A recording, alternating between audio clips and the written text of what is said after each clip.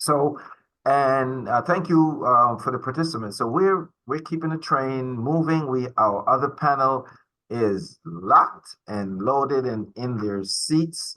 And as I did with the Green Lining panel, my role is to introduce the pilot of this airplane, the person who's going to moderate that panel, which I'll invite up with me. Turn around the incomparable Constance Mitchell Jefferson. As with all of our panelists and moderators, their bios and extensive bios are on ABC's website. And there's some people, for me, I don't need to read their bio. Because when you've known someone as long as I've known Constance, it's so much more than what's written in the bio. And I have the highest level of respect and admiration for her. She has been in these trenches. Well, she came out the womb, I think, in the trenches, and it would be remiss of me to not mention that her mother uh, is one of the brainchilds of the birth of Action for a Better Community. So, Constance, welcome Thank you. to Beyond Trauma, a journey to wellness. And entrepreneurship is one of those pathways to overall community wellness. And Constance has agreed to moderate a panel on that issue. And I will say less and give it over to you, Constance. Thank you, Jerome. Thank you. Good morning, everyone. How are you today? Hopefully everyone is doing well. So I am going to start out this morning by saying that as the moderator for today's panel discussion, I come to this discussion topic through experience, having been in the MWBE arena here with the City of Rochester, but also serving as the current purchasing agent for the City of Rochester. Our panelists this morning are also individuals that have had an opportunity to garner a lot of experience, whether that be from being a business owner, a BIPOC business owner, or by being individuals that work within the community to develop relationships with potential BIPOC entrepreneurs. So good morning to Melissa Geska from US Sealing Corp., Tony Jackson from Panther Graphics, Elisa De Jesus from Ibero-American Action League, and Mazi Bakari of the Urban League of Rochester. Welcome to each of you. So our panel discussion today is entrepreneurship for BIPOC individuals. And over the next 45 minutes, you and I will openly discuss your thoughts of how BIPOC entrepreneurship can lead to improved overall community awareness, but how entrepreneurs, how experiences and challenges may add to the trauma felt in building a business. Within the upstate New York area, the world of contracting and business ownership can be a challenging and can be a challenge to navigate and can be quite traumatic to those who are starting out. It is essential for BIPOC entrepreneurs to remain vigilant, gain perspective, think strategically, and cultivate and maintain as many relationships, fruitful relationships, as they can across all spectrums if they are to successfully navigate the contracting ecosystems. So I'm going to start out with my two business owners this morning and ask you a couple of questions that hopefully you can provide us with some input of your own experiences and your feelings regarding how it is to be a BIPOC business owner in this upstate New York area. So let's start out with Melissa. Ladies first, sorry, Tony. Melissa, you're a shining example of what many refer to as that Black girl magic. You lead a business, US Sealing Corp., in an industry that has been historically male dominated. Share with us your journey and how this journey has contributed to your wellness or lack thereof and that of your employees. Well, thank you, Constance, very much. And thanks to the Action for Better Communities efforts in organizing this webinar, really important conversations that are happening today. And I'm blessed to be on the panel with these amazing individuals doing great work in our community. I'm honored to be recognized to have Black Girl Magic. I definitely recognize that I feel confident, I feel empowered, and I feel that I do, try to at all times celebrate the power, beauty, and resilience of Black women. However, there is a duality in my experience, which, is apparent, and I will definitely acknowledge in the sense that I do benefit from privilege, the privilege of my light complexion. And I often, however, hear, I think, more bias and discriminatory language and behaviors because I am mistakenly perceived to be Caucasian. So I often find myself in the thick of very challenging conversations where I'm having to sometimes just listen and sometimes speak up. But there needs to be a great deal of intentionality for me and for my team around wellness and well-being. And so for me, I focus on creating a culture within our business, my business, that celebrates diversity, certainly, but that also embraces a trauma-informed level of care, because what we seek to do is elevate priority populations, and it's imperative that we recognize and honor people's past experiences in order to help them transcend and grow and be able to create new futures. And so I'm very proud of the work we've done over 23 years in the city of Rochester. We've been, partnered with great organizations like Action for a Better Community, Urban League of Rochester, and their great programming to find individuals that we can provide skill training to. And in that, creating a shared experience with people of all backgrounds. So, people that are immigrants from Afghanistan, people that are Caucasian. And the beauty of watching on job sites, a lot of times, because we have a high majority, or not a majority, but a high degree of diversity, we are the ones that get blamed for things that go wrong on job sites. So if something's been stolen or there's some vandalism that occurs, oftentimes, unfortunately, it's the Black and brown people that are identified as the potential suspects or targets. And I've been very honored in my years of trying to battle that, recognizing we often find Caucasian workers, coworkers, coming to the aid and defense of their teammates. And it's a very uplifting experience. So I think creating that environment that fosters a level of respect and understanding. We can't understand someone else's walk unless we are willing to listen and connect with them on a more, deeper level. But I really feel that is where wellness really lives. Okay, great. What I'd like to do now is shift over to Tony. And first of all, Tony, I want to congratulate you because you recently celebrated 30 years in business. And being a BIPOC entrepreneur and having been in this arena for 30 years, first of all, it's a testament to your stick-to-itiveness and your determination and your vigilance in trying to master your craft in your business, but also to, have that longevity. I'm sure there's been times throughout, your business that time that you've had some challenges along the way. So if you could please share with us a couple of challenges that you feel that you've had along the way regarding your longevity with Panther Graphics. Thank you, Constance. As Melissa said, I'm excited to be on this. I'd like to thank Jerome and ABC for inviting me here. I'm honored to be on this panel with these great individuals. As you said, 30 years in business, it's definitely a blessing, and there has been some challenges. One of the first challenges I think I experienced early on in the business kind of ties back to the discussion prior to this one on the previous panel. And it's access to capital and financing. I did receive some financial support from the city, the county, grants, and so forth, but the amount of that financing wasn't enough to support the business or to purchase the equipment. But speaking about trauma, I've taken that to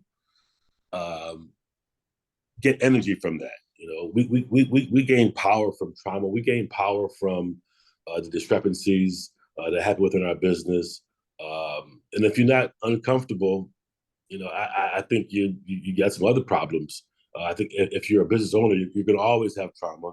You're going to always be uncomfortable. But you want to minimize that for your team and your staff.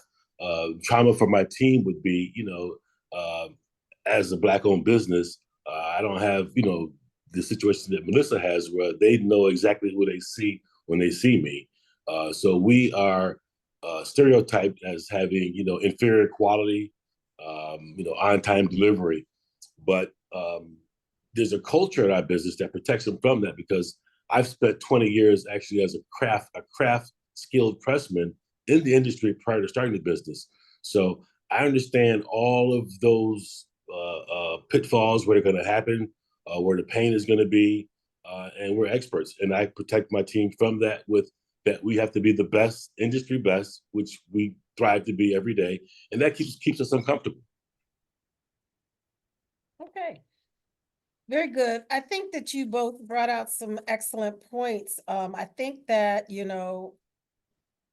being a BIPOC entrepreneur has its own set of challenges, just from a cultural perspective when you walk in the door. I speak as both a dual minority, a woman and a person of color.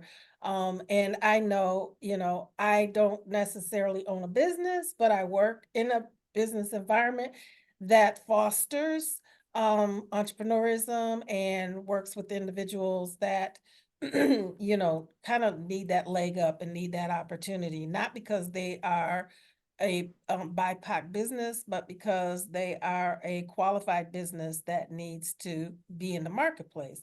And so I think a lot of times, it is essential that we recognize that just because the color of your skin or your gender is different than, society would want it to be, does not mean that you don't know your business, that you're not good at what you do, and that you don't have a sellable idea, service, product, whatever.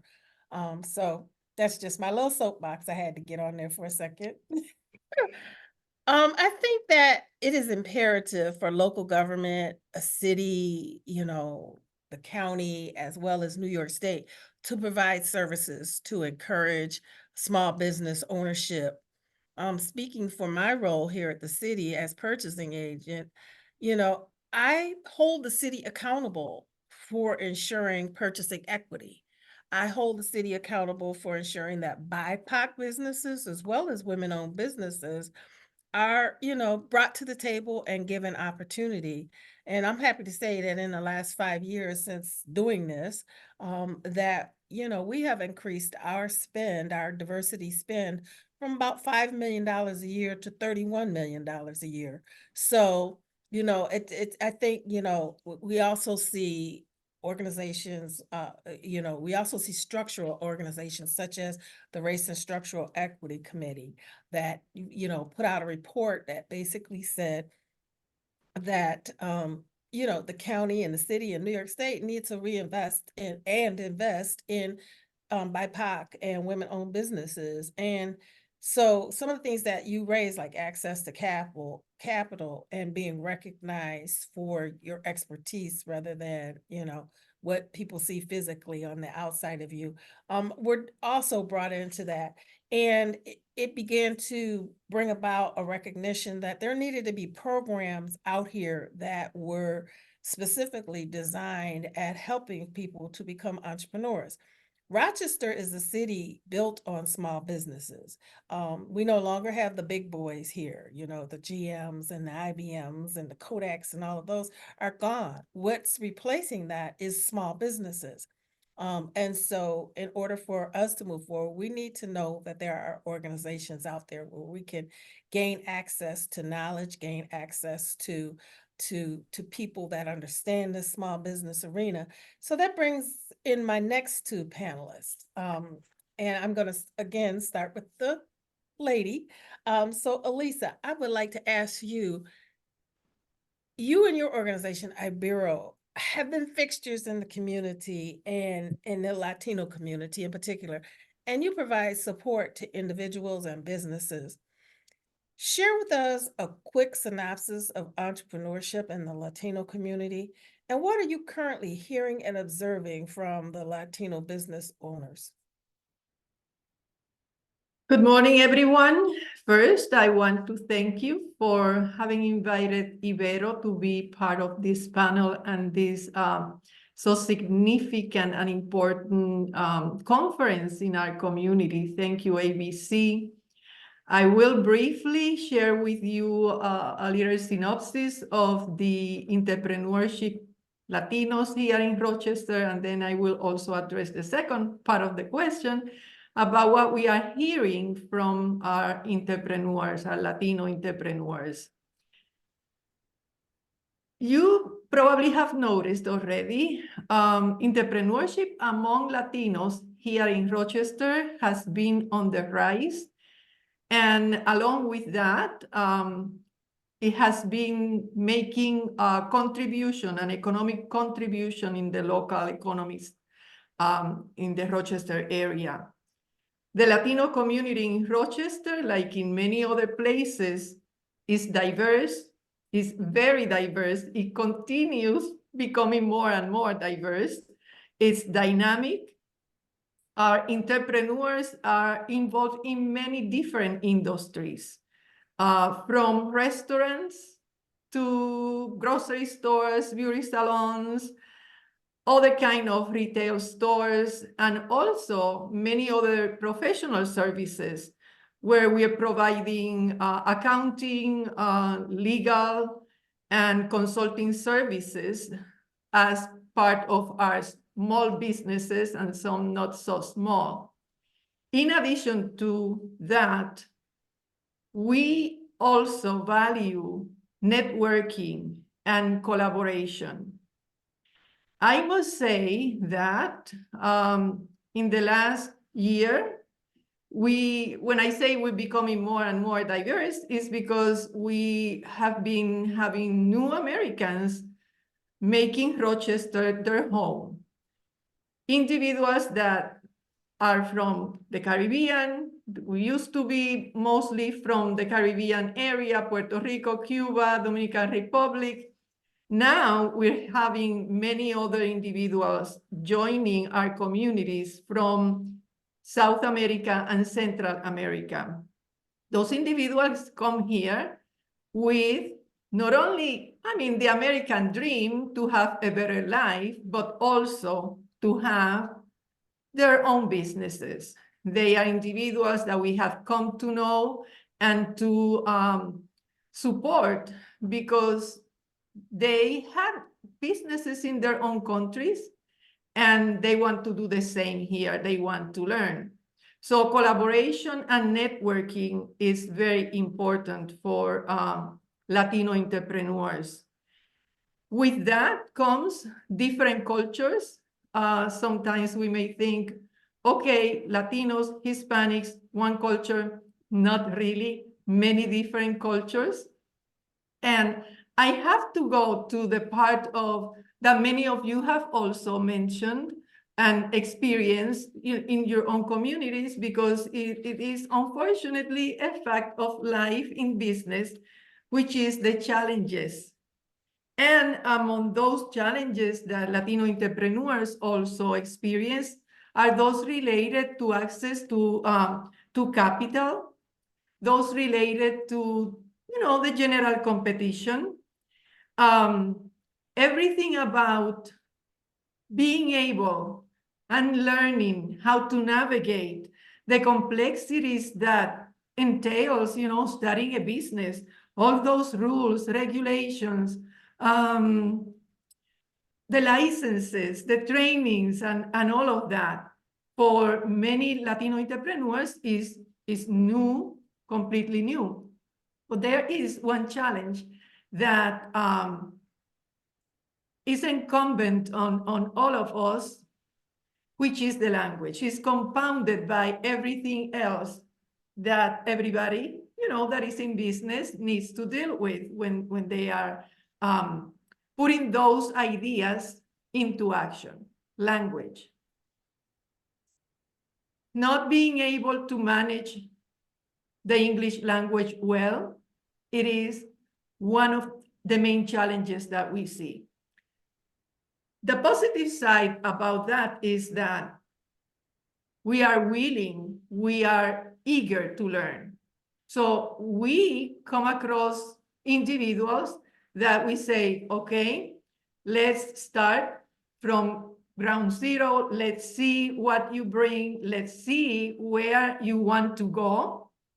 Where is that passion that really will make you to be a successful entrepreneur? And then we say, everything is in English and things will be also in Spanish.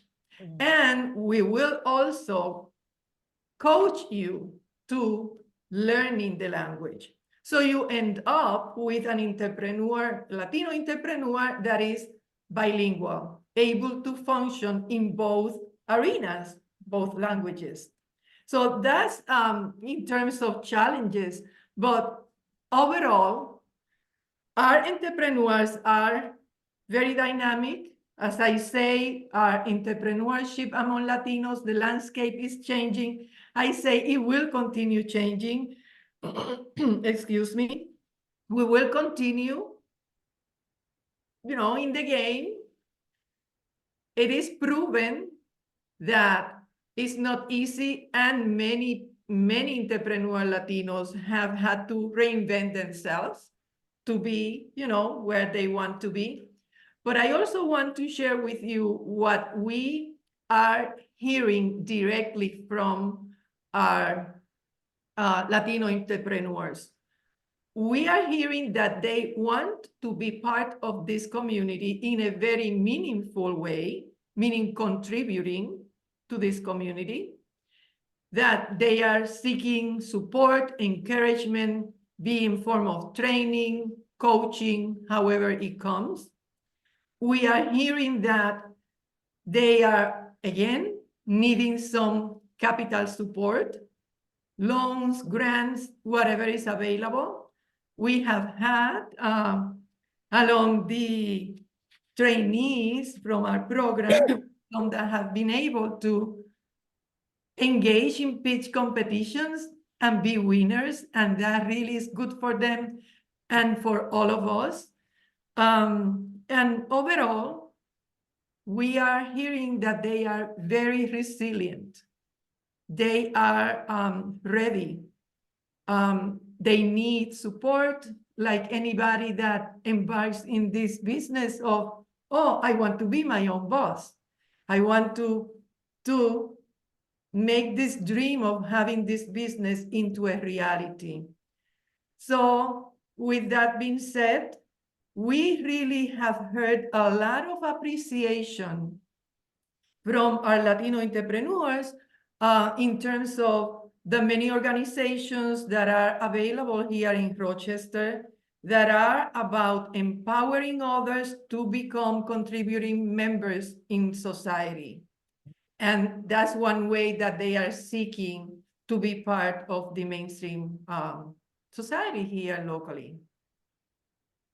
Thank you. Thank you. I am going to come back to some of the things that you mentioned because I think that you did make some good points, but I want to move forward with our last panelist, but definitely not our least important panelist, and that is Mazi. Mazi, you are Director of Entrepreneur Assistance Center at Urban League of Rochester. And I know if I asked you what does a typical day look like, you probably could say, oh, there is no typical day. But if you could give us a day in the life of the Entrepreneurial Assistance Program at the Urban League and just kind of let us know, what are the types of things that you embark upon on a daily basis with the clients that come in to meet with you? Thank you, and hi to everyone. Good morning. And thank you to ABC for allowing me to be on this panel. The life of an Entrepreneur Assistance Center. We get a lot of walk-ins, and we get people from those who they really want to start a business, to those who I think I want to start a business, to those who say, I want to explore the idea of starting a business. And we have to, from there, then kind of do a needs assessment, kind of get into their head, get into their brain to see if they really understand what it means to be in business and to be an entrepreneur. Being an entrepreneur requires a certain type of thought process, requires a certain type of attitude. You got to have thick skin. And a lot of us think because we may come from a BIPOC community that we have thick skin. And the reality is we don't. Because as a serial entrepreneur myself and being on here with other successful business individuals, we hear more no's than we hear yeses.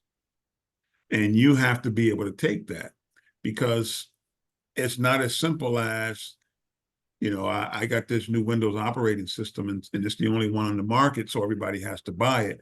So is there really are you really selling it? No, you have no place else to go. And 9 times out of 10, people are entering into a marketplace not understanding the basics of business, the basics of making money, how to price their product when they do have it. What's their target market? What's their value position? Why is it that your fried chicken gonna be better than the other person's fried chicken? So we deal with things of that nature. And so we have we spend a lot of time kind of coaching, counseling. Of course, we offer tons of workshops, things of that nature to get them acclimated. We do have a business academy that we try to teach them the business essentials and business 101, so they can have at least a elevated floor to operate from. But what we do find is that saying you're an entrepreneur, and as you know, the big thing now out in YouTube University that everyone seems to be gathering and that we deal with every day is I have my LLC and I'm in business. And getting people to understand the difference between saying you have a business and doing business is 2 different things. And that's a big one, because you may go to a function where you may interact with other business people. And what you find is that, you're in a room saying you have these things, but when it comes time to doing business, they realize you're not in the position to do business. So the day in the life can be a stressful one, because when people don't get what they want, especially in the BIPOC community, or let's just say our community, now you're everything but the right thing. And they will go around and they will throw dirt and mud on your name just because they didn't get the answer to what they want, or they didn't get what they want, and not realizing that we have to tell the BIPOC community that not everything is going to be given to you. Not everything is not going to be a million programs to make you successful. One of the things that we have to understand is, in America, we will give you student loans. We will give you a home loan. But true freedom is a business loan or starting your business, because now you're on your own clock, you're not on anybody else's clock. And so something of that nature, which can kind of give you a certain freedom, is not going to come that easy, and they're not going to grant your way into it. So we get a lot of phone calls. Someone just registered their business down at the county office. Our name must be the first one on the list, because they'll call us and they'll ask us, do we have a grant? And they have to understand that being an entrepreneur is a beautiful thing. It really is. And it offers you a certain level of freedom. But nobody's going to give you a grant for your freedom. That's right. I think, it also goes back to kind of, that old saying that to whom much is given, much is required, and I think that, with all of the discussion that is out, particularly in the upstate New York area, around being a business owner, being an entrepreneur, being certified, doing, all of these things, that it's easy. It's not easy. It's hard work, and it's requires you to it really talks to your stamina. It talks to your stick-to-itiveness. you know, and I think also too is, I remember years ago, you know, when I came back to Rochester from living in California, one of the first jobs I took was a part-time facilitator for small business training classes at the city school district's continuing education department. And one of the things that I would always ask the individuals that would come to the class is, so you're starting a business, how much money do you have? And they'd say, oh, well, I'm going to go to the bank and get a loan. And I'd say, I said, okay, you do realize that banks are in the business of making money, not in the business of giving money away, you know? And so I think that that was the first learning experience for many of them that, oh, okay, this is not what I thought this was going to be. I think that, you know, people look at, you know, those old pictures of how businesses would, you know, go to the banker and the banker would say, okay, well, we're going to put the stamp on and you've got this. But what they also did not look at was that in many of those movies where you see that happening or this is depicted, it is not people of color going in there. It is not people of color going in there. So as people of color, yes, you have issues. You have, like I said, in my case, being, you know, a dual, being a woman of color and being a person of color, you know, I walk in and I deal with somebody that has an issue or an affinity to not doing business with women, or an issue or affinity of not doing business with people of color. So, you know, I think that there are a lot of opportunities out here, but there's got to be these organizations such as the Urban League, such as the Ibero, such as the city's Office of Financial Empowerment, that are in the business of giving the real information and the factual information so that people of color that are planning on going into business have the real answers. You know, they don't have this glazed over version of how, you know, reality of what reality isn't. I want to kind of piggyback on, I want to ask one general question, and then I'm going to kind of pivot back into going to each of you individually on some of the things that you said. But this next question is, and anybody can jump in, is business certifications are a hot topic in New York State right now. Do you feel it is essential for BIPOC businesses to get certifications? Do entrepreneurial assistance programs such as the Ibero and Urban League and City's Office of Financial Empowerment assist businesses in getting these things? Do you share with your attendees, can you share with the attendees your recommendations for making this less traumatizing for everyone? And what types of things should be considered when determining if certification is right for your business? So it's a fully charged question. You can choose to answer some of it, all of it, but hopefully you will respond to parts of it. But who wants to jump in? I can jump in. Yeah. I'll let you know that I was in business for 6 years before I sought my certification, because I did want a strong foundation to build from. And I've always sought from a goal perspective for the business, is I want to be an amazingly strong, powerful, successful business that happens to have a certification or happens to be minority women owned versus a minority owned, woman owned business who does X, Y, blah, blah, blah. So to stand in your own right and to have to face the slings and arrows that come your way, you have to be strong. And unfortunately, a lot of time people focus on the certification and don't build that strong foundation. And I think one of two things can happen. One, you may falter because when the challenging times hit, you're ill prepared for that. Or people will come at you with so many great, glorious opportunities. They have the deal you just can't possibly miss up. And I can tell you that if it's too, most deals that come that are too good to be true are too good to be true, right? So I've said no to some horrendous offers to get rich quick. And I've said that because my integrity is priceless to me. But more importantly, I'm in this for the long haul. I'm not looking for a get rich quick scheme. And in order to create generational wealth and in order to empower the families that work with me to have the same, I have to be in this for the long game. So been focused on that. So for me, the certification was important in order to leverage network. And so it doesn't get me the work, but what it does is it helps me leverage the access to work to get the work on better terms. And so what I mean by that is it doesn't guarantee me a construction project, but it may mean that I don't have to be the lowest bidder on the project, or it may be that there are additional incentives in terms of getting more of the project because I have a value that they need in order to meet some of the targets and goals expressed for the project. I still have to perform.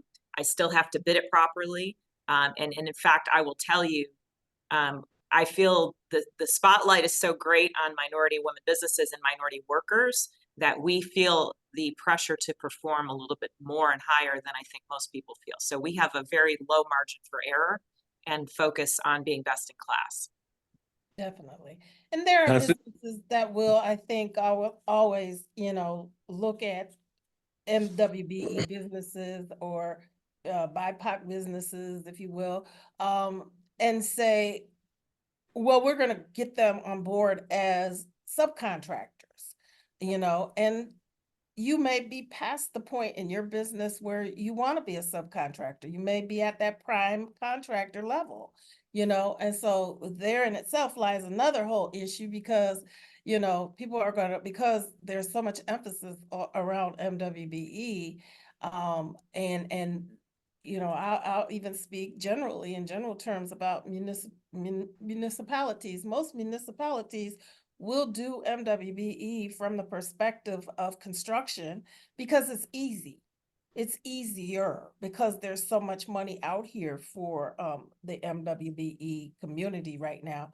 But I challenge other municipalities to look at, there are 4 areas of procurement. If you look at diversity spend from a purchasing perspective, there are 4 other areas of procurement that BIPOC businesses and women-owned businesses can access, and that is consulting, whether it be public works consulting or whether it be professional services consulting.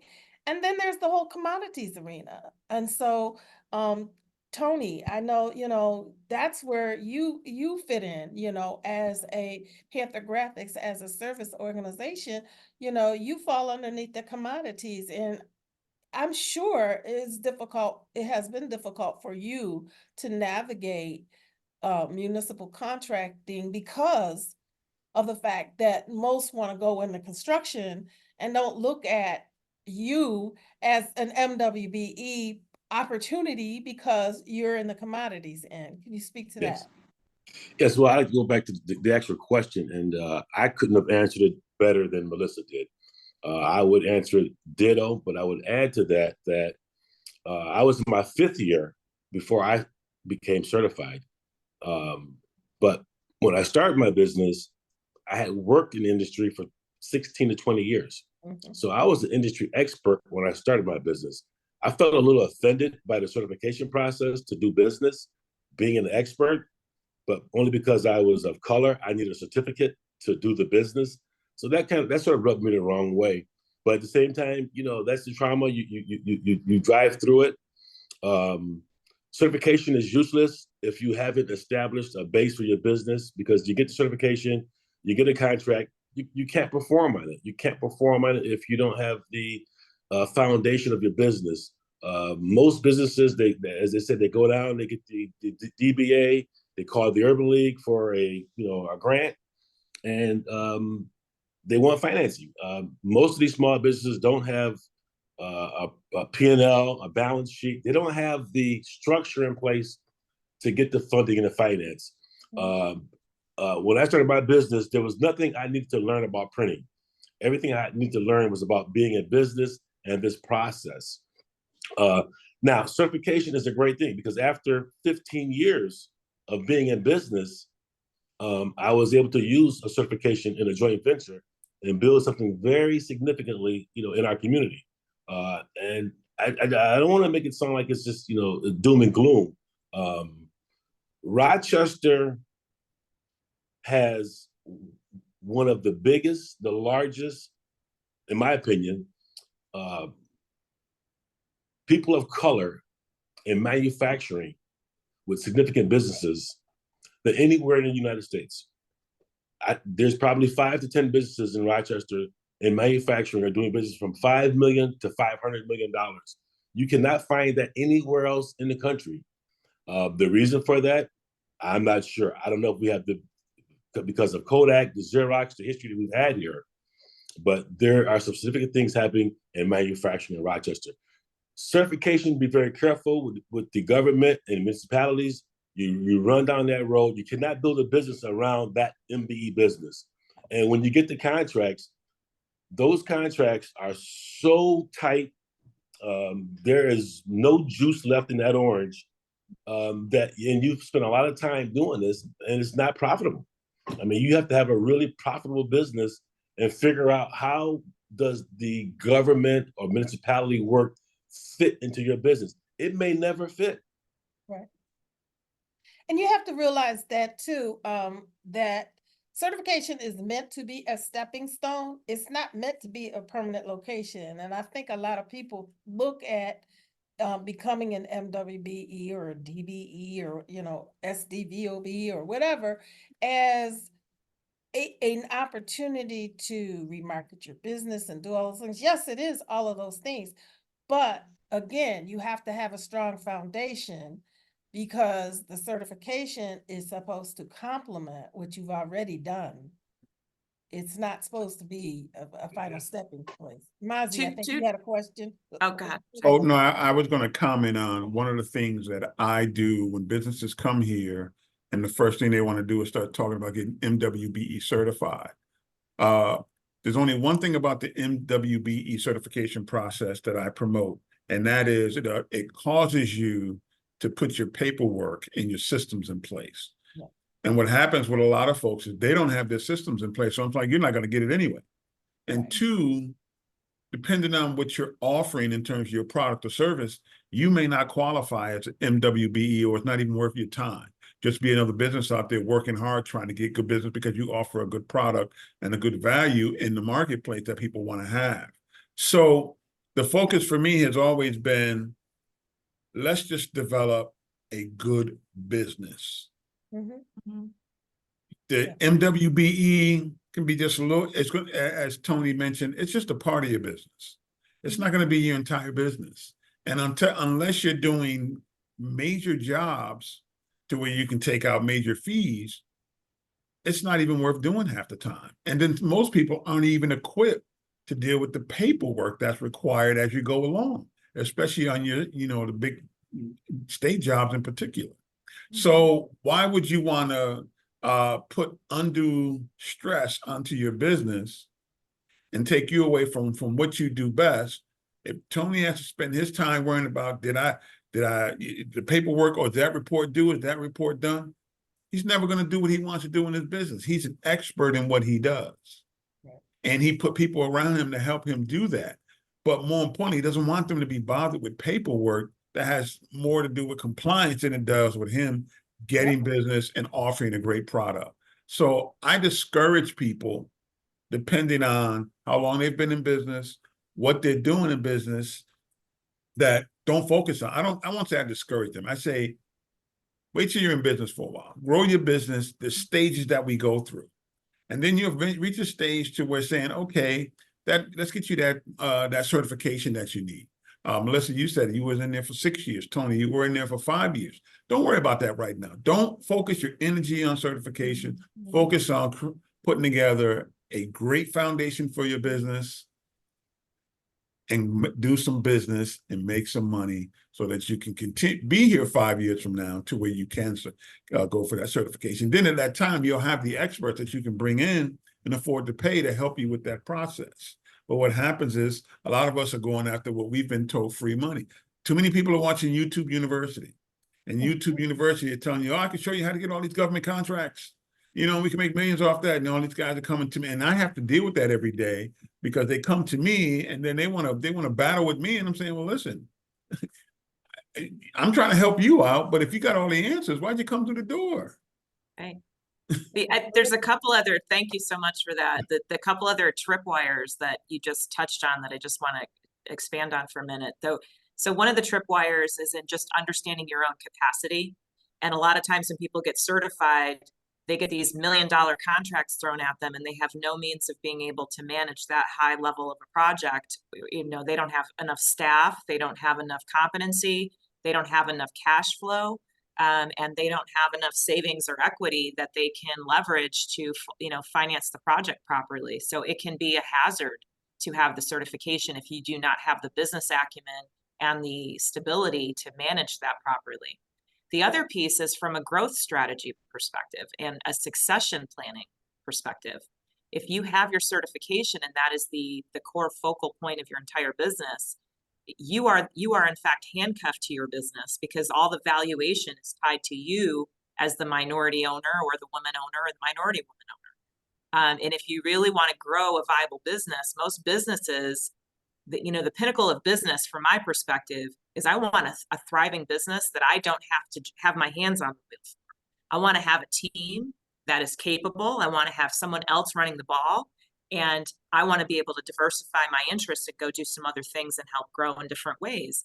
If I am, the whole success of the business is tied to my certification, that limits my ability to have other pipelines and other opportunities to pursue. So it's definitely, as you mentioned, Constance, a stepping stool. It absolutely helps with pipeline development, but it cannot be the sole, salvation of the business. Right.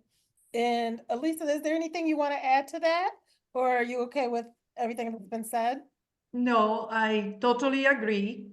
It cannot be where you spend all your time and attention when you are developing a business.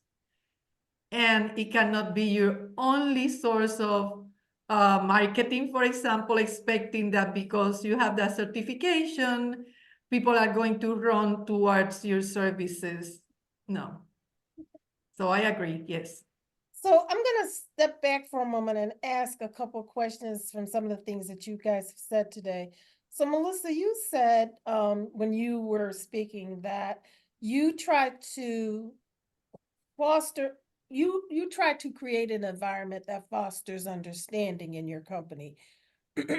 And so I would ask, as a woman and as a person of color owning a business that hires not only just people of color, but everybody, would you find that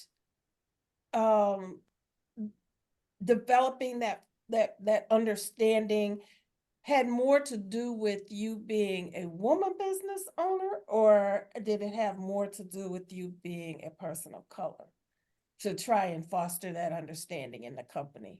Yeah, no, I think that's a fantastic question. I do believe, because I am a woman of color, that I have an interest, a vested interest in diversity. For me, it's about being able to offer other people opportunities that I was afforded.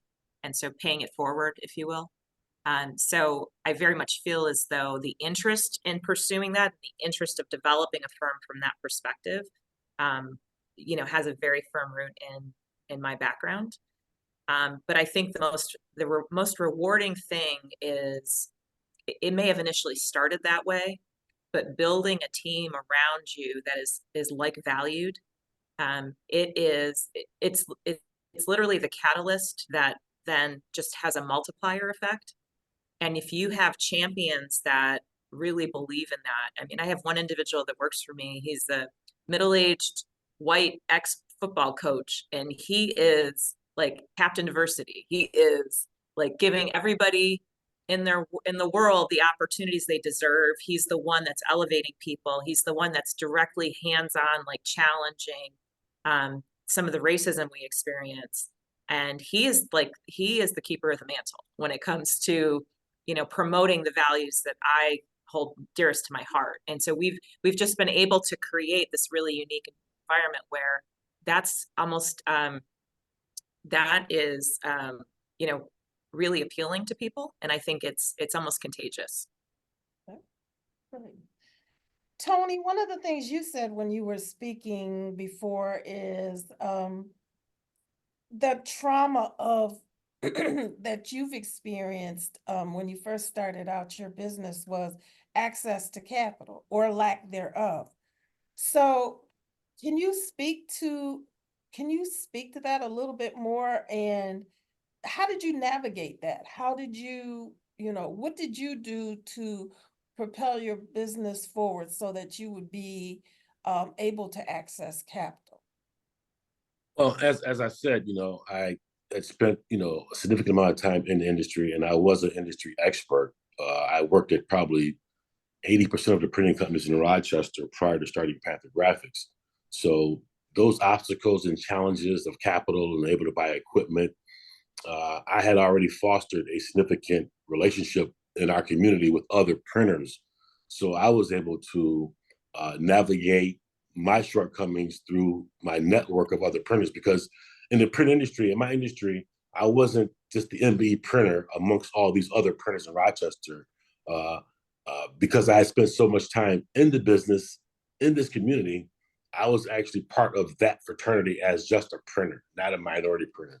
So the challenges I had were I was able to overcome those and to take care of my customers through networking, outsourcing, partnering with other companies. As Melissa said too, I think a big part of not being able to have access to capital too, and take on these great opportunities that may have came my way, is managing that growth. To be in it for the long haul, you have to manage that growth. I remember being in my first years of business and as an MBE company and printing, everyone wanted to throw work at me. I had all this work. And as Mr. said, we have to turn down opportunities because you don't want to prove yourself incapable of producing. So you have to manage that growth, and you have to build, as you said also, Constance, it's significant to have a network within the industry. Mm-hmm. So if I could just add on one quick thing, I just want to mention where certifications can be important. I didn't have much capital starting either, and it was very difficult to generate. I leveraged an SBA certification that I had, which was an 8A designation. I didn't get any work from the 8A designation, but number one, like Mazzy said, I was able to use the discipline of the certification process to really fine-tune my financials. And then I was able to leverage that with a local bank in order to get some SBA-backed loans that I did on a project-specific basis. So rather than have a general line of credit for the business, I used the contract that I had for a project and was able to start smaller with a smaller amount of money to finance that project, and then grow a general line from that experience and that relationship. And Melissa, that's a good point, because a lot of businesses today need to have that kind of knowledge, because I think that where certification comes in helpful is it gets you an opportunity to get that contract, but there are a lot more opportunities today to do exactly what you did, get finance for specific projects. You can walk into a bank, you can walk into a lot of the community reinvestment programs out here. You can go to like a Kiva, crowdfunding or whatever, and you can find money that is project-based. And it'll help you to be able to maybe have the payroll up front, or it'll help you to buy the equipment that you need, or it'll help you with the staffing. Maybe you instead of needing 3 people, you need 10 people. So now you got to hire 7 people. How do you finance that? So there are a lot more opportunities out here in these various programs, in these entrepreneurial programs with New York State and right here in our own city, that can provide people with the opportunity to get project-based funding. So I'm glad you brought that up. And somebody else, was it Tony? Yeah, I was going to add to what Melissa was saying. When I started my company in '93, I don't know where this got lost at, but during that time frame in the mid '90s, there was a big push for companies to develop suppliers. I don't hear that today much as I did then. You know, Bosch Alarm or Xerox will put their arm around me and actually develop me as a supplier.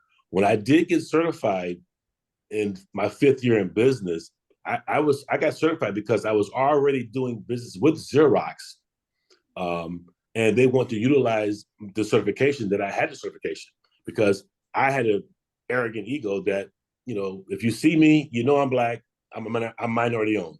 I don't need a certificate. So, but my customers required the certificate. But there was a lot of business development where they actually held your hand, came in, and they developed suppliers. That was a key to Panther's success. And I think that's also key.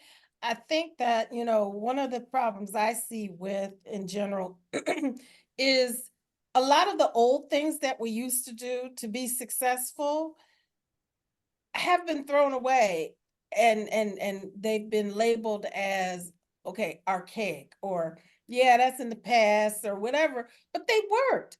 And so I think that organizationally, municipality wise, and just in general, people that work in this small business arena, we have to take a very hard and concerted look at what what worked, what can work again today, what's working now, what's not working, and let's get rid of it. And, you know, in order for us to remain progressive and in order for us to move forward and move small businesses forward. So with that, I'm probably going to challenge you all on the conversation on this panel here today that um, I believe one of the things that needs to happen in this community is we need to be able to um, band together. One of the things that I did when I first started working in the MWBE arena was I started something called the MWBE Consortium, because I found that the same problems I was having here in Rochester, folks in Buffalo and Syracuse were also having those problems, and we pulled together. So I think that, you know, collectively in the Rochester community, we have Ibero, we have Urban League, we have the city of Rochester, we have the county, we have all these organizations that are out here working in the small business arena. And just like, you know, ABC has pulled together the greenlining panel, you know, I would venture to say, even if it's not through ABC, that maybe collectively on this call, we all need to get together and determine how we are going to put something together in this community that eliminates all of the BS, okay, that's out here, and serve people a dosage of reality, particularly as with Elisa said, you know, with the new Americans coming into this situation, how do we use each other and how do we benefit each other? Because we are as strong as our weakest link. And if one of our BIPOC communities is suffering, all of our BIPOC communities are suffering. So I think that that's something that, you know, I would say, you know, we all need to wrap our minds around and begin to say, you know, we're willing to. And all of you know my telephone number. So if anybody's interested to take advantage of that after I get off this call me, and, you know, let's pull together. You know, I think that we are going to have to. I want to start closing up the conversation here today. And I want to thank everybody that's on this call today as a panelist. Definitely, you know, I know that we're all committed. And I am going to speak collectively because I think we're all committed as business people and as individuals that work with small businesses to ensure the integrity and the prosperity of small businesses in our community, because we recognize that Rochester is a city that embraces entrepreneurism and it embraces small business ownership, but we have to do a better job of providing support and maybe some mentoring, you know, across our businesses and things of that nature. So is there any final comments that are coming from the Q&A that is a part of the call here that we could answer? Um, there was this is not a question, but a comment for you all by my big brother and predecessor, Mr. James, don't forget his name, Norman, basically says, not a question, just wanted to say that the panel was A plus plus, not A plus, but A plus plus, and that he learned so much. So that's from somebody who knows a whole lot. So he just, so if anybody else has any other questions, or we still have a couple of minutes, I got to do my little duty here. I won't tell y'all what it is, but any final comments from any one of you, I'll come back on screen in a second. Now I got my duty done. I have to take a photograph of y'all. It's important because just from an editorial point of view, from ABC, we're thrilled to have all of you. Melissa, we need to get together. Long time no see. Just saying. But the conference theme, Beyond Trauma, A Journey to Wellness.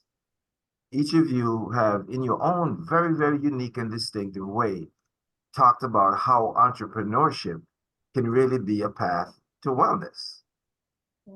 I've known Tony Jackson for a long, long, long time. And see how smooth he looks, see how calm he is. Trust me, it wasn't always that way. Oh, But he's an astute businessman. And he's got the scars on his back to prove it. But one of the things that is resonating with me that he said today, I'm an expert in my business. I'm an expert in my business. And I think it was Mazi who said, certification, it doesn't guarantee you work. Or somebody said that. Certification doesn't guarantee you work. Eliza talked about just the power of collaboration and networking. So important. And Constance said it all, and that I heard that call to action right at the end there, but there's a seed I want to plant. I think we're up to like a 5-person crusade right now, because going back to last week and Dr. Nichols, language is really, really powerful. And here's where I'm going with this. I have a huge problem with that M, right? Because none of us are minor to anybody. Because if you have a minor, guess what? You have a major. And we have to find a way somehow to remove that M, and as you see, we talk about BIPOC entrepreneurship. And it's going to create, a whole lot of challenges for creative people, but that's why we have creative people. We're not minority, because if there's a minority, there has to be a majority. And as the young people say, homie, don't play that. But on the journey to wellness, because language has power, and none of us are minor to any of us. We believe in equity of humanity, period. So as we individually and collectively get on this pathway to wellness, of which we've talked about entrepreneurship being one way, not the only way, but it's a very viable way. And Melissa and Tony are shining examples of that. And there are others, but we only have space for 2. And with our partners at Ibero and our partners at Urban League, and certainly with the kind of knowledge and skill that a person like Constance Mitchell Jefferson has, we find a lot of strength in that collaboration, and that African proverb that says, if you want to go fast, go alone. But if you want to go far, we got to go together. So for me, on behalf of all of us at ABC and the conference planning team, to you as moderator, Constance, and panelists, outstanding job, and we are in your debt. Thank you. And it's 11:28. That Thank means we you. got 2 minutes to get back. Any of y'all want to sing a song or anything like that? No, I just want to say in closing that, I'd like to thank these panelists because, I get an opportunity to work with these individuals, although it may not be on a daily basis, but on a collective basis. And I know the struggles that they face and, and I've been their strongest advocate and, they're their most ardent critic at times, and they'll tell you, I don't just come to them when they're doing good. I come at them when they're in an adversarial role. So, I think that that's one of the things we have to continue to do if we are to strengthen this community of entrepreneurs is to be upfront and to let folks know, you may not like what I say, but I'm not lying and I'm not going to lie to you. Okay. And then the last thing I would say is thank you to Action for a Better Community for continuing to put a face on the issues that are affecting our community, the community action programs and things that are required, not only from a housing or from an employment perspective, but also from, a entrepreneurial perspective or an education perspective. I think you guys, wrap your arms around all the issues that are facing, our community. And I really want to thank you for that and commend you for this conference. And thank you for asking me to participate. And I do hope that this is not the last time you ask me. Constance, I just have to thank you. You were recently recognized by the RBJ as an icon. Yes. An icon.